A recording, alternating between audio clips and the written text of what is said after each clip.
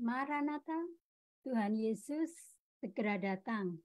Selamat datang dan selamat berjumpa kembali di dalam program Sharing Sound Doctrine. Hari ini, hari Selasa, tanggal 18 Juli tahun 2023. Saya menyambut saudara-saudara yang mungkin sedang terhubung dengan live di Facebook karena program ini akan kami siarkan lewat page Sound Doctrine. Dan program ini kami selenggarakan bekerja sama dengan ITS, Eleos Theological School, serta BIC Sydney dan BICN. Saudara-saudara, sebelum kita memulai program ini, ada baiknya kita berdoa. Mari kita berdoa. Bapa yang kami sapa dan kami agungkan di dalam nama Tuhan Yesus, terima kasih Tuhan untuk anugerah keselamatan yang Kau berikan di dalam kehidupan kami. Engkau sudah mati bagi dosa-dosa kami Tuhan, sehingga kami dilayakkan, dibenarkan di hadapan Bapa. Terima kasih Tuhan untuk pengorbanan-Mu Tuhan. Bapa, kami menyerahkan program Sharing Sound Doctrine ini ke dalam tangan kasih-Mu Tuhan. Biarlah melalui program ini Tuhan, orang-orang yang belum mengerti akan kebenaran tentang Sabat itu Tuhan, mereka bisa mengerti dan mereka bisa mengalami kebenaran tentang Sabat itu di dalam kehidupan mereka Tuhan. Hanya di dalam nama Tuhan Yesus kami berdoa dan mengucap syukur. Amin. Saudara-saudara, Sharing Sound Doctrine kali ini akan membahas tentang Sabat. Apakah Sabat itu untuk seluruh dunia atau Sabat itu hanya untuk orang Israel? Bersama saya Erna Dumais yang akan memandu program ini. Seperti biasa, pengajar untuk program Sharing Sound Doctrine kali ini adalah Pendeta Wanda Dumais yang sudah hadir di dalam Zoom service. Terima kasih Pendeta Wanda. Saudara-saudara, Alkitab itu perlu dipahami dengan baik untuk dimengerti isinya. Langkah utama adalah untuk melakukan hermeneutik yang tepat. Apabila itu saudara itu membaca sambil berlalu, maka saudara itu gampang menyalahartikan sound doktrin indah yang muncul dari pengajaran Alkitab. Ada beberapa orang itu sangat ngeyel mempertahankan kebenaran yang salah dari konsep yang tidak dimengerti ketika mereka itu membaca Alkitab. Dan salah satu kebenaran yang salah itu adalah kata Sabat itu. Untuk itu saat ini kami akan mengajar tentang Sabat itu. Dan waktu dan tempat akan saya persilahkan kepada Pendeta Wanda untuk mengajar tentang Sabat. Silahkan Pendeta Wanda. Baik, terima kasih untuk Pendeta Erna Dumais, SH, yang sudah membuka program kita, Sharing Sound Doctrine. Terima kasih untuk Anda yang sudah bergabung bersama di live Facebook. Saat ini dari Sydney kita jam 8 ya, sudah jam 8 lebih 5 menit. Saya ucapkan salam gereja Perjanjian Baru, Maranatha, Tuhan Yesus segera datang. Dan saudara, dalam program ini Anda juga bisa berinteraksi dengan kami.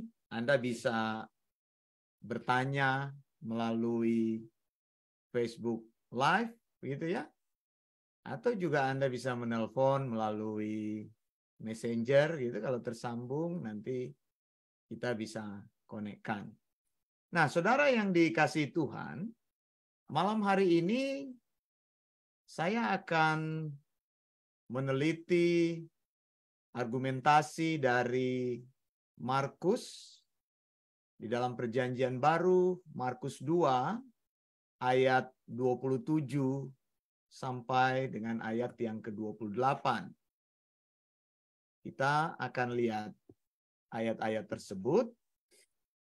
Markus 2 ayat 27 sampai dengan ayat 28. Ayat ini, dua ayat ini, kalau dibaca secara biasa memang tidak akan menyiratkan pertanyaan demi pertanyaan, ya. Markus 2:27 ayat 28 dikatakan, lalu kata Yesus kepada mereka, hari Sabat diadakan untuk manusia dan bukan manusia untuk hari Sabat.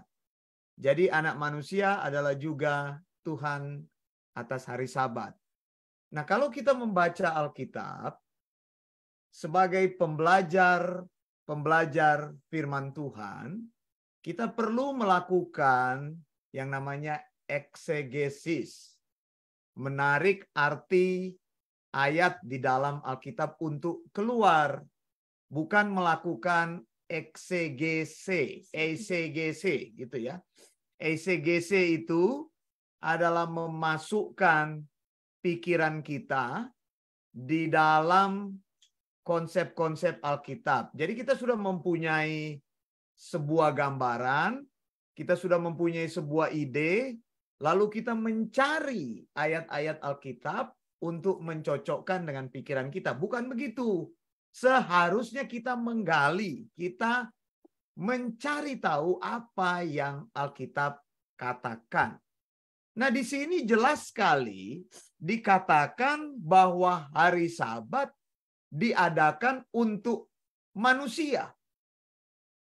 Kalau dikatakan hari Sabat diadakan untuk semua manusia, maka secara logika semua manusia yang ada di muka bumi ini harus melakukan hari Sabat. Hari Sabat itu adalah hari Sabtu. Dan pada hari Sabtu itu semua kegiatan harus berhenti. Karena pada hari Sabat tidak boleh bekerja. Di dalam tuntunan Melaka, ya, yaitu aturan-aturan yang dibuat di dalam Torah, ada 39 pekerjaan yang tidak boleh dilakukan pada hari Sabat. Dan salah satunya adalah aktivitas bekerja setiap hari. Jadi pada waktu hari Sabat semua akan berhenti. Nah, ayat ini berkata hari Sabat diadakan untuk manusia. Saudara mulai bertanya-tanya, saya kan manusia. Kalau saya manusia berarti saya harus tunduk pada kata-kata ini. Bahwa saya harus melakukan hari Sabat. Nah, kalau melakukan hari Sabat, pertama-tama saudara tidak boleh bekerja. Lalu ada hukum yang lain. Keluaran 35 ayat 4. Yaitu melakanya di situ. Tidak boleh menyalakan api. Jadi pada hari Sabat tidak boleh memasak. Ya, tidak boleh menyalakan komputer atau listrik. Ya, untuk menyalakan komputer Anda harus trigger menyalakan listrik. Tidak boleh menyalakan handphone. Begitu, karena menyalakan handphone mengeluarkan energi. Begitu, tidak boleh memanaskan makanan, saudara, pada hari Sabat. Nah, ini tuntutan-tuntutan yang berat untuk dilakukan oleh manusia. Tidak boleh menginjak rumput pada hari Sabat. Dan bahkan ada banyak sekali lagi. Saya mau tanya kepada Pendeta Erna, apa saja yang tidak boleh dilakukan pada hari Sabat? Tadi saya barusan membaca, tidak boleh memotong. Artinya kalau memotong kertas seperti ini, nah itu juga tidak boleh. Kemudian tidak boleh main game. Itu kalau main game ini mungkin termasuk main Facebook begitu ya? Ya, tidak boleh menyalakan komputer, tidak boleh menjawab email, tidak boleh bermain Facebook, tidak boleh membuka payung, tidak boleh menjalankan kendaraan bermotor pada waktu Sabat itu. Karena ketika Anda menjalankan kendaraan bermotor, Anda mengeluarkan energi di situ, ada bensin yang terbakar. Tidak boleh menumpang orang untuk naik kendaraan bermotor karena berat Anda. Ketika Anda menaiki motor, apalagi yang beratnya sudah berkelebihan, lebih berat lagi itu kendaraan bermotor. Energi yang keluar lebih banyak lagi. Mungkin yang boleh dikendarai itu mungkin sepeda sepertinya ya. Ya, sepeda tetap juga mengeluarkan energi. Sepeda tetap juga mengeluarkan energi. Harus jalan memang. Begitu kan? Karena apa? Karena pada hari Sabat orang tidak boleh berjalan sejauh 1 kilometer. Tidak boleh. Artinya pada hari Sabat orang juga beribadah di tempat yang dekat. Kalau Anda bersabat lalu Anda naik mobil, Anda punya gereja jauh sekali, ada 20 kilo dari rumah Anda, itu sabatnya batal sebenarnya. Terlalu jauh, tidak memenuhi hukum sabat. Nah, saudara, itu sebabnya kita perlu melihat, kita perlu mencari dengan sungguh-sungguh apa yang dikatakan oleh Alkitab ini.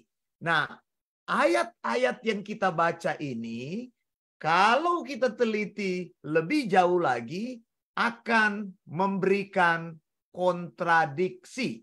Dikatakan hari Sabat diadakan untuk manusia di ayat ke-27, tetapi di ayat ke-28 dikatakan anak manusia adalah Tuhan atas hari Sabat. Nah, ini bagaimana ini? Terjadi bentrokan yang besar di sini. Katanya hari Sabat dijadikan untuk manusia, tapi manusia itu adalah Tuhan atas hari Sabat.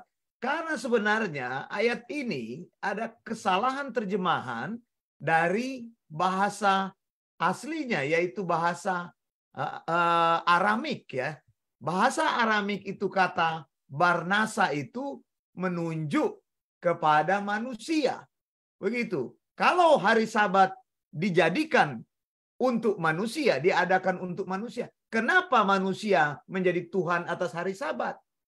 Begitu. Yang pertama, manusia dipaksa untuk melakukan Sabat, tapi yang kedua dikatakan manusia adalah Tuhan atas hari Sabat. Lihat, saya tunjukkan di sini kepada saudara, ada dua kata-kata yang sama di dalam bahasa aslinya, di dalam bahasa Yunaninya. Dikatakan, kai elegen autois, to sabaton diaton, antropon, egeneto, ox, ho, antropos diato, sabaton. Kata yang pertama di sini, di ayat ke-27 ini, adalah kata ton antropon di sini ya, kata manusia. Dan kata yang kedua di dalam ayat yang ke-28 di sini dikatakan hote kurios estin ho huyoston antropo kaito sabato. Jadi di situ juga ada kata antropo, ada kata manusia yang sama. Begitu dah. Bagaimana ini sekarang? Saya ingin masuk dalam bagian yang kedua. Apakah hari Sabat dijadikan untuk manusia atau hari Sabat dijadikan untuk anak manusia? Ayat ini seolah-olah saling berlawanan satu sama lain, saling menentang satu sama lain. Kalau hari Sabat dijadikan untuk manusia, mengapa hari Sabat itu dikatakan bahwa manusia itu adalah Tuhan atas hari Sabat? Nah, saudara, kalau hari Sabat dijadikan untuk manusia, mengapa Yesus mengatakan bahwa hari Sabat juga dijadikan untuknya? Coba lihat. Saya ulangi kata-kata ini supaya saudara paham. Karena di dalam bahasa aslinya muncul dua kata yang sama, ton antropon dan to antropo. Ya, apakah hari Sabat dijadikan untuk manusia? Apakah hari Sabat dijadikan untuk anak manusia? Nah, saya masuk ini sudah dalam dua persoalan lagi ini. Yang pertama, kan kita ingin membahas apakah Sabat untuk seluruh manusia. Nanti kita akan bahas secara detail. Atau Sabat hanya untuk orang Israel. Kemudian bagian yang berikutnya saya memberikan sebuah PR kepada saudara di sini untuk kita sama-sama pikirkan. Apakah berdasarkan ayat tadi, apakah hari Sabat dijadikan untuk manusia atau hari Sabat dijadikan untuk anak manusia? Kalau hari Sabat dijadikan untuk manusia, mengapa Yesus mengatakan bahwa hari Sabat dijadikan untuknya? Karena kata-katanya muncul sama di dalam bahasa Aramik. Barnasa. Kalau hari Sabat dijadikan untuk Yesus, mengapa Yesus mengatakan dia itu Tuhan atas hari Sabat? Nah, di sini kita harus menggunakan cara yang tepat untuk memahami Alkitab. Jadi logika yang dibangun harus logika yang sama, harus logika yang sempurna sesuai dengan apa yang Alkitab maksudkan. Untuk mencari jawab atas persoalan ini, ya, apakah Sabat dijadikan untuk manusia? Berarti ada sebuah kalimat perintah di situ. Kalau Yesus katakan hari Sabat dijadikan untuk manusia, berarti ada perintah dari Allah sendiri untuk melakukan Sabat untuk semua manusia. Nah, kita harus mencari sungguh-sungguh. Kalau memang perintah itu ada, saya yakin dan saya ingin kita semua harus melakukan hal itu. Saya juga akan tunduk pada hal itu. Kalau hari Sabat dijadikan untuk manusia, maka seharusnya ada perintah Allah kepada manusia untuk melakukan Sabat. Nah, saudara, jadi kita harus meneliti dalam Alkitab ketika pertama kali kata Sabat itu muncul, begitu. Kita harus meneliti dengan jujur, begitu ya. Jadi kalau memang Sabat itu untuk semua manusia, berarti saudara dan saya itu harus taat untuk melakukannya. Nah, ini kan firman Tuhan.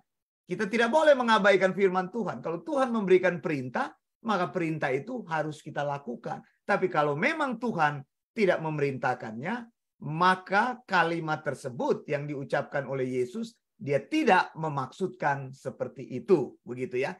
Nah, untuk memeriksanya, maka kita harus kembali kepada perjanjian lama. Kejadian 2 ayat 2 sampai ayat yang ketiga.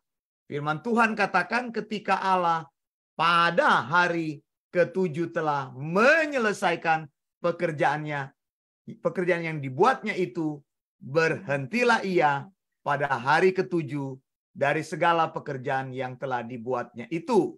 Lalu Allah memberkati hari ke-7 itu dan menguduskannya, karena pada hari itulah ia berhenti dari segala pekerjaan penciptaan yang telah dibuatnya itu.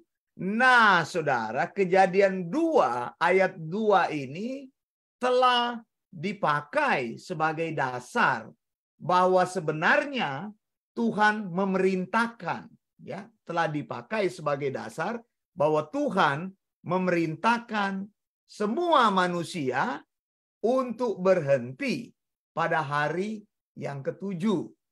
Benarkah hal itu, saudara? Tapi kalau kita periksa di dalam Kejadian 2 ayat 2 di sini, kita tidak menemukan kata Sabat.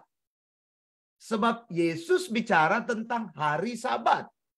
Kejadian 2 ayat 2 tidak berbicara tentang hari Sabat, tapi berbicara tentang hari di mana Tuhan berhenti.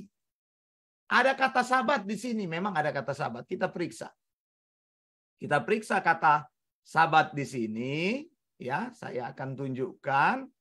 Nah, di sini saya mengambilnya dari Perjanjian Lama, begitu ya, dari bahasa aslinya, dari Masoretic Text, begitu ya. Dikatakan di sini, ya, kalau kita baca di sini dikatakan Waikal Elohim, ya, dikatakan Waikal Elohim Bayom Hasebii Melaketo, ya, di sini Melaketo itu pekerjaan.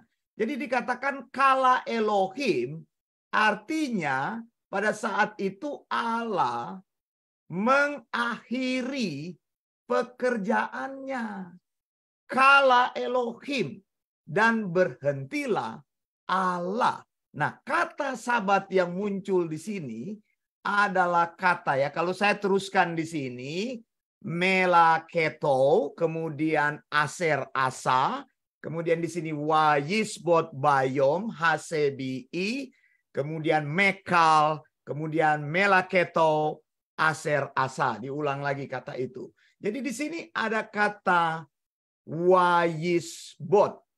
Wayisbot itu yaitu kata berhentilah Tuhan, bayom itu hari, pada hari ketujuh. Tapi jadi ada dua di sini. Kalau saya mau tuliskan kepada saudara supaya saudara paham, di sini dikatakan kala Elohim. Begitu ya. Kala Elohim itu dan berhentilah Tuhan. Dikatakan kala Elohim bayom hase bi. Jadi Tuhan selesai. Gitu. Elohim ini Allah. Jadi saya tuliskan Allah sudah selesai. Ya, kemudian bagian yang kedua adalah di sini Wayisbot Elohim. Nah, kalau saudara ingin tahu kata sabat di sini, ada muncul kata sabat di sini. Ini ada huruf-hurufnya sin, bet, tau, SBT. Jadi kata berhenti itu ya, Tuhan berhenti itu dikatakan Wayisbot atau Sabat Elohim, begitu ya. Sabat Elohim. Jadi Wayisbot Elohim, Allah berhenti. Nah, untuk menjelaskan ini, saya memberikan sebuah contoh ya.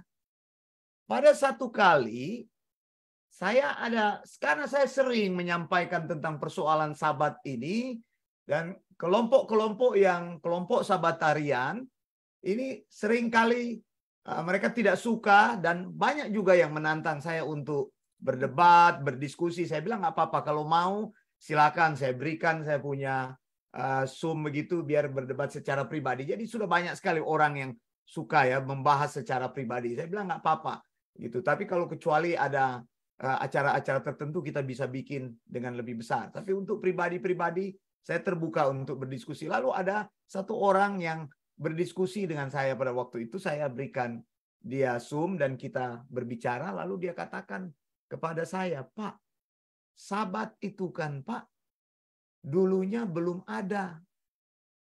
Oke, saya bilang. Terus, jadi sesudah Tuhan menciptakan, maka sabat itu ada.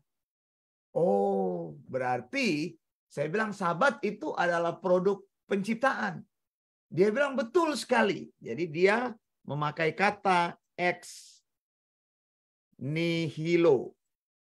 Jadi ex nihilo ini adalah sebuah istilah yang sering kita pakai untuk menyatakan bahwa Allah menciptakan sesuatu dari yang tidak ada menjadi ada. Begitu. Jadi kita bisa baca di dalam Kejadian 1 bagaimana Tuhan dari sesuatu yang empty, dari sama sekali void, dari sama sekali nothing. Kemudian Tuhan menciptakan, ketika Tuhan katakan berfirmanlah, ketika timbul dalam pikiran Tuhan, maka terjadilah sesuatu. Ada terang dan sebagainya dan sebagainya. Nah, dia bilang bahwa sabat itu diciptakan saat itu. Itu sebabnya sabat itu merupakan sebuah produk yang Tuhan ciptakan. Dan ini harus dipatuhi. Kemudian ayat-ayat yang tadi muncul. Markus 2 ayat 27 dan ayat 28. Saya bilang kepada dia, ex nihilo itu, saya jelaskan. Dia tidak mengatakan ex nihilo. Tapi saya membantu dia dengan pengertian ex nihilo. Ex nihilo itu adalah Allah menciptakan sesuatu dari tidak ada menjadi ada. Tapi saya bilang kepada dia bahwa hari-hari yang Tuhan ciptakan itu sebenarnya adalah sebuah siklus hari yang sudah terjadi dari hari pertama. Jadi bukan hari itu yang diciptakan Tuhan, tetapi apa yang Tuhan kerjakan di dalam penciptaan-penciptaannya. Kemudian saya katakan bahwa pada hari ketujuh tidak ada ciptaan apapun. Jadi tidak ada ex nihilo di situ. Pada hari ketujuh Allah selesai dan Allah berhenti. Dikatakan wayisbot, telah selesai, telah komplit, telah pekerjaan-pekerjaan Allah sudah finish. Artinya apa? Bahwa ketika dikatakan Allah Wayisbot atau Elohim Wayisbot Elohim, berarti pekerjaan penciptaan itu telah selesai dan Tuhan tidak akan melakukan pekerjaan penciptaan lagi. So we say this is God rested from his work. Jadi Allah berhenti dari semua pekerjaan penciptaan. Tapi bukan Allahnya bersabat. Bukan Allahnya bersabat. Jadi Allah tidak pernah melakukan sabat. Kalau kita mengerti konsep tadi Markus 2 ayat 27, sabat itu untuk manusia, bukan Allah. Yesus katakan sampai hari ini di dalam Yohanes 5 ayat 17, aku dan Bapakku masih bekerja. Tidak ada sabat bagi Allah. Kalau Allah bersabat, maka tidak kita dunia ini bubar. Kalau Allah bersabat, yang berhenti adalah pekerjaan penciptaan. Begitu. Nah, sekarang makanya kalau kita memahami kata-kata ini di dalam Kejadian 2 ayat 2 dan Kejadian 2 ayat 3 ini. Jadi di sini juga ada Kejadian 2 ayat 3 sama. Waibarek, Elohim, Ed, kemudian dan selanjutnya. Lalu di sini ada kata sabat di sini. Bahwa Allah berhenti. Allah berhenti. Tapi ini tidak menyatakan perintah Tuhan untuk melakukan sabat kepada manusia. Jadi mudah-mudahan bisa dipahami. Artinya antara Markus 2 ayat 27 dan Kejadian 2 ayat 2 dan 3 itu bukanlah statement yang saling mendukung. Begitu.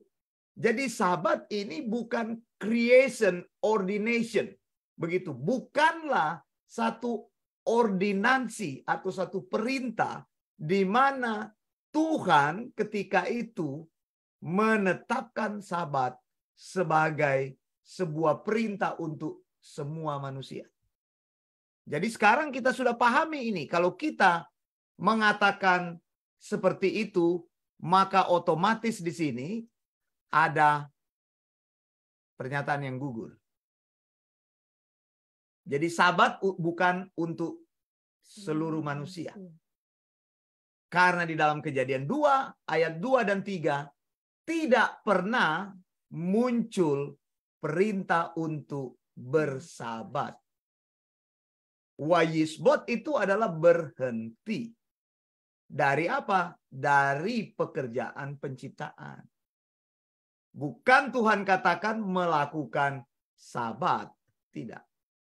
Dan kalau Allah menguduskan hari ketujuh itu, bukanlah hari ketujuh itu menjadi sabatnya bagi Allah. Karena banyak orang yang katakan sabat itu ada di dalam kekekalan. Mereka katakan kepada saya. Lalu saya tanya, kalau begitu hari apa sekarang di surga?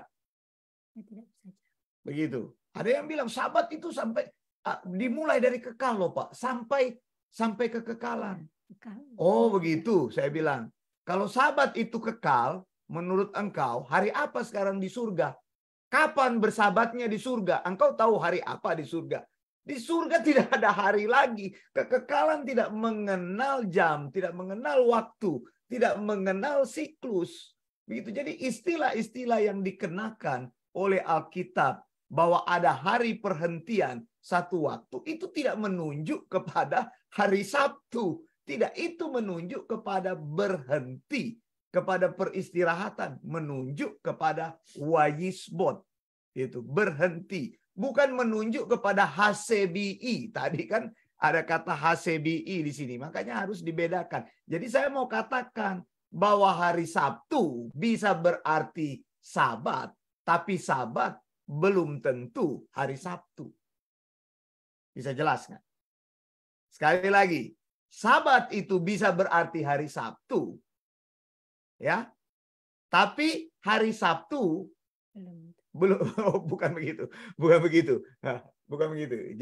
Jadi Sabat itu belum tentu hari Sabtu. Gitu ya. Sabat itu belum tentu hari Sabtu. Hari Sabtu bisa saja Sabat, tapi Sabat itu tidak mesti terjadi di hari Sabtu.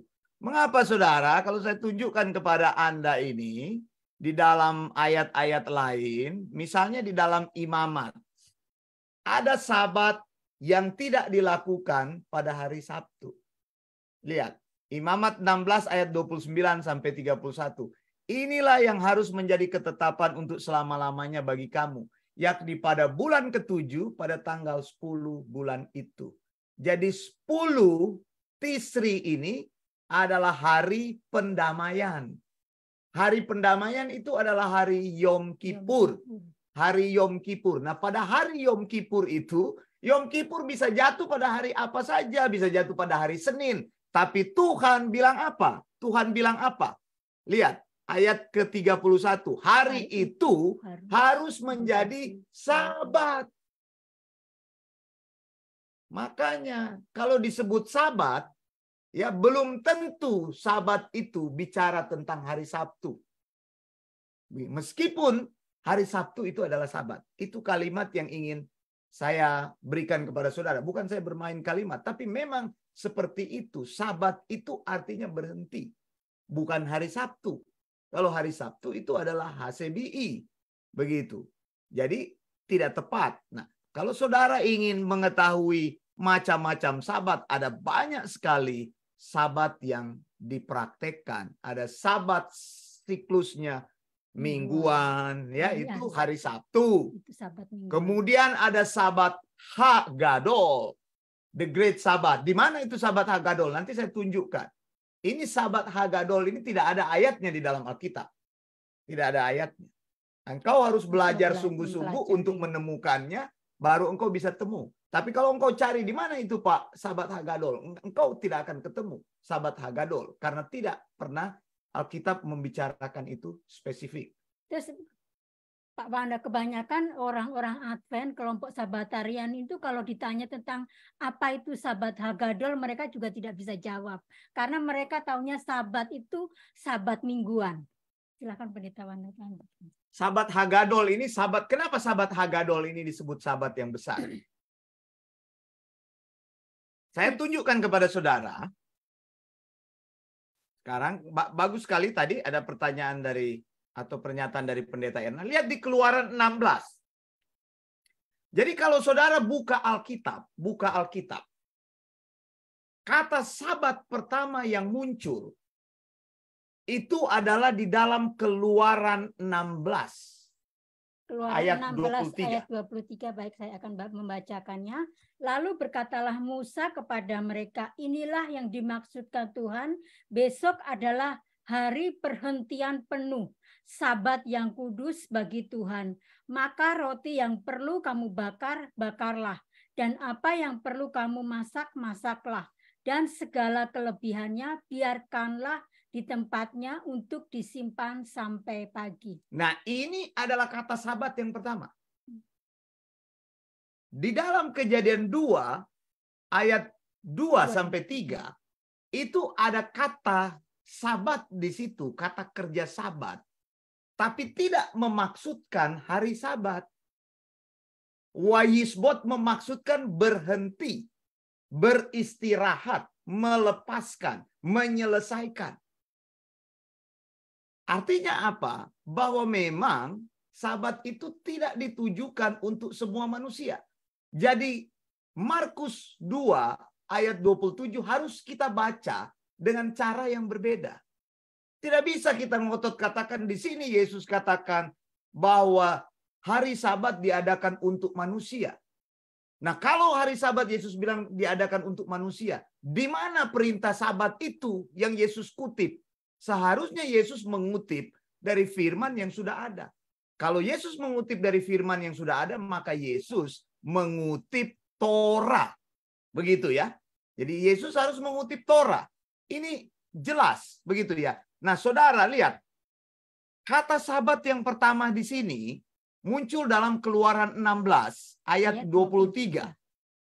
Tapi saudara, praktek Sabat yang pertama kali bukan di sini. Praktek Sabat yang pertama kali ada di dalam Keluaran 12. Saya tunjukkan kepada saudara ini Keluaran 12 ini. Keluaran 12 kita akan lihat. Lihat di sini. Ini yang saya maksudkan dengan Sabat Hagadol. Sabat Hagadol ini tidak ada, tidak dituliskan di dalam Alkitab. Engkau harus mempelajarinya, menggalinya, mencari dari referensi-referensi Torah, mencari dari pendapat-pendapat para rabi mengenai konteks itu. Begitu. Jadi Alkitab itu tidak hitam putih seperti itu. Anda baca, lalu Anda mengerti seperti itu. Tidak. Begitu. Tugas seorang yang melakukan eksegesis Alkitab itu bukan hanya baca Alkitab lalu sampaikan, bukan itu. Pekerjaan seorang hamba Tuhan itu banyak sekali. Begitu. Hamba Tuhan yang malas dia tidak belajar. Tidak ada buku referensi di dalam library-nya, nggak ada. Coba dengar khotbah-khotbahnya, makanya khotbahnya mati. Dia cuma baca, dia cuma artikan sekehendak hatinya saja. Hamba Tuhan seperti itu hamba Tuhan pemalas. Dan saudara tahu, khotbah-khotbahnya tidak akan bisa mengubah hidup orang. Kenapa? Karena dia tidak pernah melakukan eksegesis. Begitu. Harus dicari. Harus dicari. Tidak ada yang masih menjadi misteri. Tuhan sudah buka Ulangan 29 ayat 29. Bahwa segala sesuatu yang Tuhan ingin sampaikan, Tuhan sudah nyatakan. Yang misteri tidak ada di dalam Alkitab karena Tuhan belum nyatakan. Begitu. Ulangan 29 ayat 29 kan itu. Nah, sekarang di dalam Keluaran 12 lihat di sini Keluaran 12. Ya, Keluaran 12 dikatakan ayat 3 di sini. Baik, saya akan membacakannya. Keluaran 12 ayat 3. Katakanlah kepada segenap jemaah Israel, pada tanggal 10 bulan ini diambillah oleh masing-masing seekor anak domba menurut kaum keluarga, seekor anak domba untuk tiap-tiap rumah tangga. Lihat saudara, ini bicara mengenai Sabat Hagadol. Dari mana saya tahu ini? Saya melakukan eksegesis, saya mencari apa yang dikatakan oleh Torah sesungguhnya. Saya mencari apa pendapat para rabi-rabi mengenai ayat ini. Apa pendapat yang sesungguhnya yang mengartikan ayat ini. Ayat ini adalah ayat yang menyatakan, jadi di sini Sabat Hagadol. Pertama kali orang Israel melakukan Sabat. Jadi sebelumnya belum ada perayaan Sabat. Jadi sebelumnya belum ada satu manusia pun yang bersabat. Sabat di sini kalau kita baca Keluaran 12, ini adalah firman Tuhan yang datang kepada Musa dan Harun. Jadi Musa adalah orang pertama yang memerintahkan orang Israel untuk melakukan institusi Sabat. Sebelum bangsa Israel melakukan Sabat, belum ada orang yang melakukan Sabat. Maka Kejadian 2 ayat 2 sampai 3 itu bukan disebut dengan creation ordinance, bukan. Bukan perintah mengenai Sabat, bukan. Tapi pernyataan bahwa pekerjaan Allah berhenti pada waktu itu. Sabat Hagadol ini terjadi tanggal 10 Nisan. Jadi ketika Tuhan memerintahkan kepada orang Israel untuk mengambil seekor domba pada tanggal 10 Nisan, maka ini adalah hari Sabtu. Hari Sabtu. Nah, ayat ini sudah saya eksegesis berhubungan dengan Paskah. Saya sudah bahas banyak sekali. Saya sudah tulis lengkap sekali mengenai argumentasi ayat ini. Sabat Hagadol berhubungan dengan Paskah. Mengapa Yesus meninggal pada hari Rabu? Begitu. Karena tanggal 10 Nisan adalah hari Sabtu. Dan hari Sabtu itu merupakan Sabat Hagadol, Sabat yang besar. Sabat pertama atau disebut dengan Sabat sebelum Paskah. Begitu. Paskah itu tanggal berapa? Paskah itu tanggal 14 atau 15 Nisan. Karena penghitungan orang Israel jamnya berbeda dengan kita. Jadi di antara 2 malam, twilight night, begitu ya. Begitu. Jadi Sabtu 10 Nisan itu mereka bersabat yang pertama kali. Terjadi di mana sabatnya? Terjadi di Mesir. Maka argumentasi-argumentasi yang kita bangun sebelumnya adalah apa? Abraham tidak pernah melakukan sabat. Bukan hanya Abraham, kita mundur paling jauh sekali, yaitu Adam dan Hawa tidak pernah melakukan yang namanya sabat. Berarti argumentasi ini kita bisa sesuaikan bahwa sabat itu bukan untuk seluruh manusia.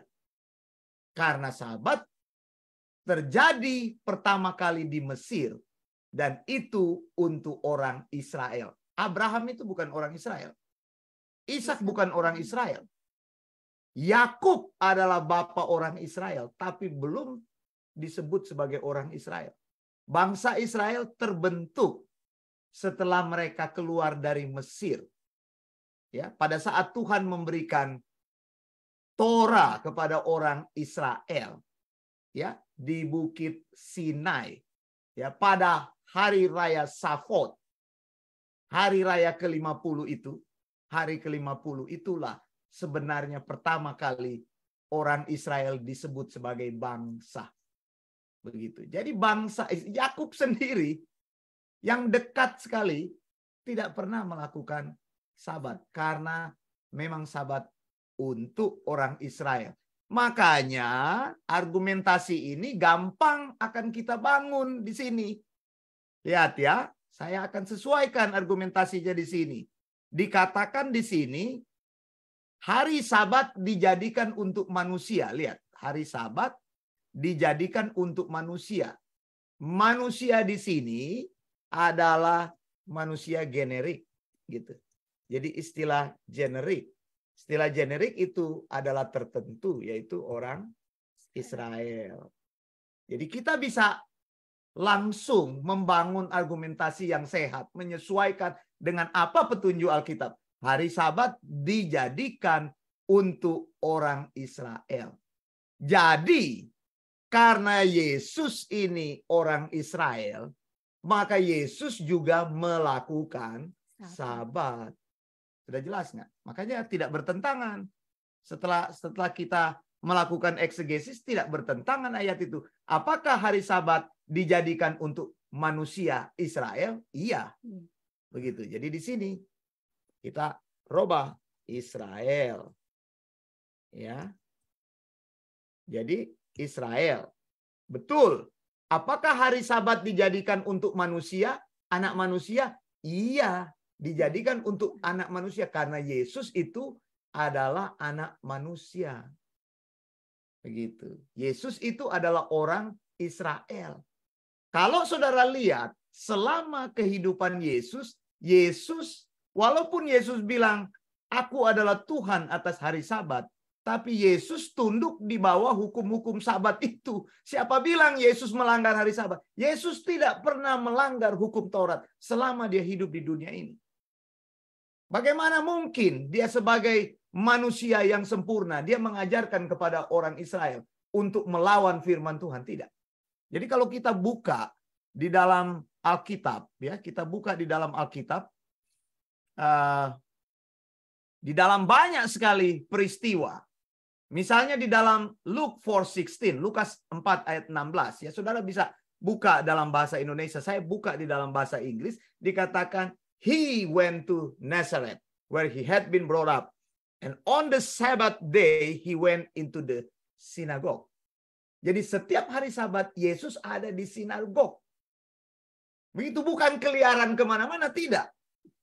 Tidak. Karena hari Sabat itu hari berhenti. Dan saya cuma satu kali menemukan ketika Yesus buru-buru mau pulang pada hari Sabat itu. Dan mereka pada saat itu, murid-muridnya itu kelaparan. Nanti kapan-kapan kita akan eksegesis ayat itu. Murid-murid kelaparan, mereka makan bulir-bulir gandum itu pada hari Sabat. Karena hari Sabat itu tidak boleh jalan jauh. Kemungkinan saat itu murid-murid mereka sudah kelaparan karena mereka mau cepat-cepat mau pulang karena menghindari hukum Sabat. Kalau di hari Sabat engkau tidak boleh keluar rumah lebih dari 1 kilo. Kalau engkau keluar rumah lebih dari 1 kilo, maka Sabatmu itu batal dan engkau berdosa. Karena engkau gagal melakukan seluruh hukum itu. Di dalam Yakobus sudah mengatakan seperti itu. Orang Yahudi itu mempunyai 613 hukum, ya, yaitu misvotnya 613. Ya, jadi di dalam hukum-hukum orang Yahudi itu ada yang disebut dengan hukum positif, ada yang disebut dengan hukum negatif. Hukum negatif itu ada 365. Jadi setiap hari orang Yahudi harus taat kepada perintah-perintah yang Tuhan bilang. Jangan melakukan ini, jangan melakukan ini. Itu ada 365 hukum. Dan sisanya adalah hukum-hukum positif yang tidak ada kata jangan, itu tidak ada larangan-larangan di situ. Nah, kalau kita lihat di sini Lukas 4 ayat 16, Yesus itu mentaati hari Sabat. Jadi tesis yang kita bangun di atas itu adalah tepat. Begitu. Hari Sabat untuk manusia, istilah generiknya itu. Kemudian anak manusia itu dijadikan juga untuk Sabat. Artinya apa? Yesus tunduk dalam hukum Sabat. Tapi kalau di dalam perjanjian lama engkau tidak pernah menemukan Allah bersabat. Coba, apakah Allah pernah bersabat? Tidak. Tidak. Kalau Allah bersabat repot dunia ini. Berhenti semua, saudara. Berhenti. Jadi sabat itu memang untuk manusia. Manusianya manusia Israel. Bukan untuk Allah pencipta langit dan bumi. Allah beristirahat. Wa yisbot Elohim. Kala Elohim. Itu sudah kita baca tadi. Lihat. Kemudian ayat berikutnya. Luke 4:31. Memang ayat di dalam bahasa Indonesia tidak muncul dikatakan rumah ibadah. Begitu. Jadi bukan karena Yesus bersabat lalu engkau katakan saya ingin menjadi seperti Yesus. Saya mau bersabat. Ya boleh engkau bersabat, tapi engkau bersabatnya di sinagog. Jangan di gereja. Bukan di gereja. Ya salah kalau engkau bersabat di gereja. Karena gereja itu adalah non-Israel, Gentiles. Gitu. Sinagog itu untuk orang Israel. Ya kalau engkau bisa masuk sinagog, bagus engkau. Tapi sinagog itu tidak terbuka untuk semua orang. Engkau harus menjadi orang Yahudi baru bisa masuk sinagog. Begitu. Jadi kalau mau bersabat, masuk Yahudi dulu. Bagaimana caranya Pak Wanda masuk Yahudi? Ada tahap-tahapnya.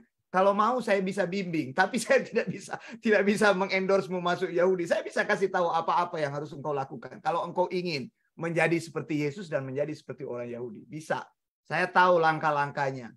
Mulai dari sunat, ya, kemudian belajar apa, nanti melakukan ritual tefilah, nanti kemudian ada duduk diuji di bawah dewan rabai, apakah sudah selesai semua, baru masuk Yahudi. Sesudah engkau jadi Yahudi, maka engkau bisa bersabat. Sabatmu itu legal.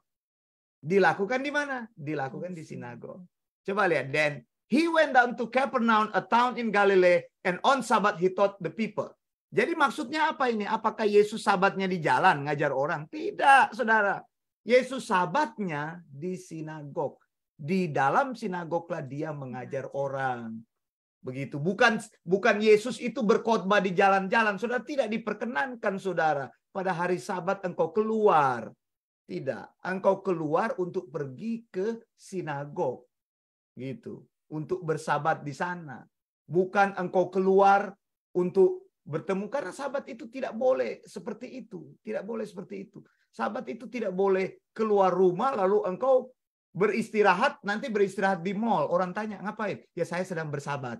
Begitu. Begitu. Nggak bisa begitu. Makanya kan saya bilang, engkau tidak boleh update status Facebook kalau lagi sabat. Engkau tidak boleh nonton TV. Tidak boleh selfie-selfie.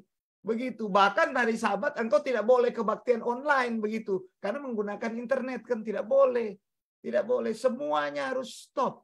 Pergi ke sinagog. Dan orang Yahudi yang saya lihat di sini, ya mereka jalan untuk pergi ke sinagog. Begitu ya. Jadi ini bagian-bagian yang ingin saya sampaikan. Kemudian ada Lukas 6 ayat 6 juga sama. Bicara tentang Yesus pergi ke sinagog. Begitu saat hari Sabat. Markus 1 ayat 21 juga Yesus pergi ke sinagog dan mengajar di sinagog. Kemudian ada Markus 6 ayat 2, Yesus pergi ke sinagog dan mengajar di sinagog. Artinya kita bisa sekarang memberikan tesis terhadap ayat ini. Markus 2 ayat 27 dan ayat 28. Sabat itu diadakan untuk orang Israel. Bukan untuk semua manusia, bukan. Bukan, karena ayat yang ke-28 mendukung prinsip tersebut. Bahwa anak manusia juga dijadikan untuk sabat. Tunduk di dalam hukum-hukum sabat. Itu anak manusia melakukan sabat di situ. Kata Barnasa ini tidak muncul sebenarnya di dalam bahasa Indonesia. Begitu ya. Dalam penterjemahan-terjemahan juga memang ada yang berbeda di sini. Baik, nah, kita sudah di ujung apa ini program kita. Apakah ada yang bertanya? Ini ada yang bertanya, Ibu Weprina Rora. Beliau bertanya, apakah Sabat itu artinya hari Sabtu? Hari Sabtu itu artinya CBI. CBI ya, HCBI tadi. Sabtu itu sebenarnya CBI. Tapi memang hari ke-7 itu adalah hari penutupan dari siklus mingguan. Begitu. Jadi bisa juga kita katakan hari Sabtu memang adalah hari Sabat. Meskipun Sabat tidak berarti selalu hari Sabtu. Sabtu. Tadi seperti yang Pendeta Wanda katakan ketika orang Israel itu mau mengadakan Yom Kippur atau hari pendamaian, mereka juga bersabat. Ya, contoh di sini saya berikan tadi macam-macam Sabat ini. Lihat ya, Sabat ini tidak terjadi pada hari Sabtu. Tidak. Ada Sabat Hagadol yang sudah saya jelaskan tadi. Terjadinya memang hari Sabtu itu Sabat yang besar. Ada Sabat Mefarsim, Sabat itu sebelum bulan baru. Jadi sebelum bulan baru nanti ada hari Sabtunya itu Sabat sebelum bulan baru. Ada Sabat Rosh Kodesh, ada Sabat Sufa, ada Sabat Adar 1, Adar 2 begitu ya. Kemudian ada Sabat Hari Raya Purim begitu. Kemudian ada Sabat Tisha B'Av, kemudian Sabat Nasamu, Sabat Kol Hamut. Nah, Sabat Yom Kippur atau Purim ini, kalau kita lihat ini tidak terjadi pada hari Sabtu. Tidak terjadi pada hari Sabtu, tapi Tuhan bilang Sabat. Kemudian ada Sabat di mana yang kita lihat itu di Alkitab dibilang Sabat yang besar. Sabat yang besar itu terjadi pada hari Kamis. Itu nanti saya jelaskan dalam kesempatan berikut. Kenapa di sekitar kematian Yesus terjadi 2 Sabat. Ada Sabat Kamis dan ada Sabat Sabtu. Nah, orang berpikir Yesus itu meninggal hari Jumat. Padahal Yesus itu meninggal hari Rabu. Ada 2 Sabat di situ. Ada Sabat Kamis, orang beristirahat, kemudian persiapan hari Jumat, kemudian Sabat Sabtu. Tapi kita akan jelaskan dalam kesempatan yang berikutnya. Baik, ini ada komen juga dari Pak Nelson. Sabat berarti pemberhentian dari semua pekerjaan. Kemudian ada Pak David Dareng berkata Maranatha. Lalu Pak Nelson berkomen lagi kelompok Sabatarian itu adalah Advent, Jehovah, serta Sion. Sepertinya Sabatarian itu cuma Advent ya. Kalau Yehovah berbeda ya.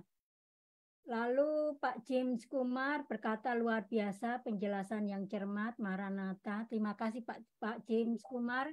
Terus ikuti sharing sound doctrine karena kebenaran demi kebenaran nanti Pendeta Wanda akan singkapkan. Kemudian ada Pak David Dareng berkomen seperti ini. Kalau menyembah hari Ahad itu menyembah dewa matahari. Jumat tuh sokong jiran, sebelah hari Sabtu tuh selain menyokong agama Yahudi, menyembah dewa pula. Apa pula? Oh, maksudnya begini. Memang ada tuduhan-tuduhan dari kelompok Sabatarian bahwa hari Minggu itu menyembah dewa matahari. Tapi sebenarnya begini, saudara, gampang saja ya, bahwa setiap hari itu telah dipakai untuk penyembahan dewa tertentu. Hari Senin dipakai sebagai penyembahan dewa tertentu. Ya, saya tidak akan bahas ini, tapi nanti berikut kalau saudara mau saya bisa munculkan itu. Hari Selasa untuk dewa tertentu, hari Rabu dewa tertentu, hari Kamis dewa tertentu, hari Jumat dewa tertentu, hari Sabtu juga dewa tertentu. Hari Minggu itu memang disebut sebagai sun, dewa matahari. Tapi kita bukan menyembah dewa matahari. Kita tidak memberitakan hari Minggu, tidak. Tidak. Orang percaya tidak memberitakan hari Minggu sebagai ketentuan hari dari Tuhan. Tidak. Kita beribadah di hari kapan saja kan ada kan? Kapan saja kita bisa beribadah. Cuma persoalannya memang hari Minggu kan hari libur. Jadi lebih baik kita beribadah di hari di mana orang libur. Dan itu juga lebih bagus begitu. Karena orang lebih fokus. Tapi kan kita juga melakukan ibadah pada hari Kamis. Kita melakukan ibadah pada hari Jumat. Juga ada ibadah pada hari Sabtu. Ya, kita di BIC ada ibadah pada hari Sabtu juga. Kita ada ibadah pada hari Selasa seperti saat ini begitu, ibadah doa. Ada. Jadi tidak ada pengkultusan hari tertentu. Begitu. Makanya dengan pengertian ini saya rasa saudara terbuka bahwa hari Sabat bukan dijadikan untuk semua manusia, tidak.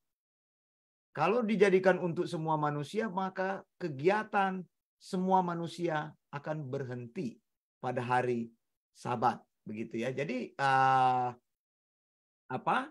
saya kira hal ini bisa jelas bagi kita semua. Ya, ini ada orang yang mau masuk tapi kita sudah mau habis ya. Saya cuma membaca komen saja ya Pak ya. Ini ada Ibu Christine, jadi Sabat bukan untuk gereja ya Pak ya, tetapi untuk orang Israel. Untuk orang Israel, bukan juga untuk GMAHK, bukan untuk orang Advent. Karena Sabat yang mereka lakukan itu salah, begitu. Begitu Sabat yang mereka lakukan salah, iya kan? Mereka melakukan Sabat tapi tidak sesuai dengan hukum-hukum Sabat. Dan dalam pemberitaan mereka selalu mengkultuskan Sabat itu sebagai berita. Begitu. Mereka memberitakan Sabat bukan memberitakan Yesus. Nah, itu ini salah. Satu lagi ya Pak ya, Pak James Kumar. Jadi apakah bisa dikatakan bahwa jika saudara-saudara kita dari Advent mau menegakkan syariat Sabat itu 100% sesuai syariat Sabat yang dilakukan orang Yahudi, baru bisa dikatakan benar ya Pak ya? Soalnya yang mereka tekankan itu hanya hari Sabat, Sabat, dan Sabat. Iya, saya pernah menulis, nanti judulnya nanti saya posting, Sabat, Sabot, Sobit, Sabet. Begitu ya. Jadi kalau orang ingin melakukan Sabat, maka lebih bagus dia masuk agama Yahudi. Begitu, proselit ke agama Yahudi. Begitu. Tapi kalau dia masih ada di dalam gereja, maka Sabatnya itu tidak legal, begitu. Karena apa? Karena hanya melakukan berhenti sebentar pada hari Sabtu, begitu. Tapi banyak hari Sabat update status, hari Sabat mereka berdebat di Facebook, bagaimana ini kok hari Sabat? Karena tidak pernah diajarkan apa itu yang dimaksud dengan Sabat, begitu. Hari Sabat itu tidak boleh buka kulkas. Tidak boleh buka kulkas. Tidak boleh menyalakan keran air. Tidak boleh menyalakan keran air. Begitu. Tidak boleh menginjak rumput. Tidak boleh mandi. Tidak boleh mandi. Memang mandi sih tidak dilarang. Tapi karena ada prinsip di mana melakukan mandi itu bagian tubuh tertentu harus apa istilahnya, engkau harus mengambil air itu untuk ditaruh di bagian tubuh tertentu, dan itu dilarang oleh Torah begitu. Ini rumit sekali hukumnya. Saya bilang hukum Yahudi itu, Torah itu terdiri dari 613 itu misfot, ya. 248 hukum positif, 365 itu hukum negatif. Jangan. Itu sebabnya Yesus katakan, aku datang untuk menggenapi hukum Taurat. Begitu. Di dalam Yesus kita tidak perlu mentaati hukum-hukum tersebut. Gereja tidak ada tuduhan terhadap hukum Taurat. Tapi orang Yahudi sampai hari ini mereka melakukan hukum Taurat. Karena itulah kebenaran yang mereka pegang. Begitu ya. Saya kira itu Pendeta Erna, kita akan terima kasih, bahas Pendeta. dalam kesempatan lain lagi. Baik, terima kasih Pendeta Wanda yang sudah memberitakan kita tentang sabat, arti sabat yang sesungguhnya itu. Jadi saudara-saudara jangan cuma ikut-ikutan, tapi engkau itu harus mempelajari firman Tuhan itu. Karena apa? Suatu kebiasaan yang dilakukan secara berulang-ulang, maka itu dianggap sebagai suatu kebenaran. Itulah orang kelompok Advent ini. Mereka itu menganggap sabat itu menyelamatkan begitu. Itu pernyataan yang salah. Baik, terima kasih sekali lagi Pendeta Wanda. Untuk saudara-saudara yang masih mau mengikuti program Sharing Sound Doctrine, nanti mungkin hari-hari berikutnya kami akan mengadakan Sharing Sound Doctrine. Mungkin sahabat kita lebih fokuskan lagi ya Pendeta Wanda. Banyak hal kita soalnya bisa banyak sekali topik tentang sahabat ini. Dan sebelum kita berpisah, mari kita ucapkan salam Gereja Perjanjian Baru. Maranatha, Tuhan Yesus segera datang. Blessings.